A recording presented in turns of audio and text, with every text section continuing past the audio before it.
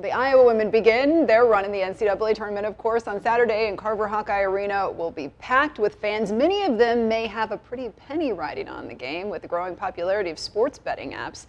Now, KWWL's Luke Birdsall spoke to a betting analyst to get a sense of just how much the Hawkeye women's success is changing the gambling landscape. Well, look, who isn't excited for some college hoops action, especially living here with two teams that are absolutely dominating both in men's and in women's. Now, what has been fascinating to watch, though, is the way that people are betting on the game.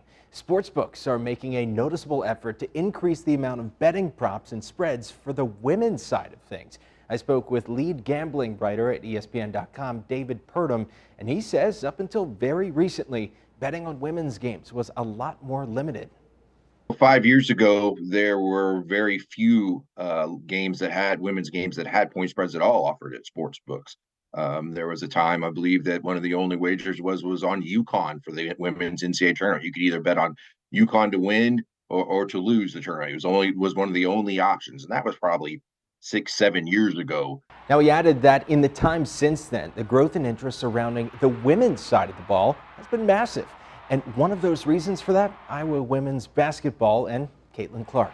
Well, DraftKings said year over year, their betting handle, the amount wagered on women's basketball this season, year over year increased 14 times. Huge, huge increase.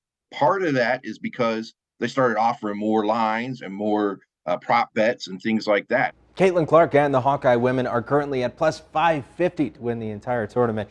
Now, Purdom says there's even a prop bet for Caitlin to outscore entire teams. Reporting in the studio, Luke Birdsall, News 7 KWWL.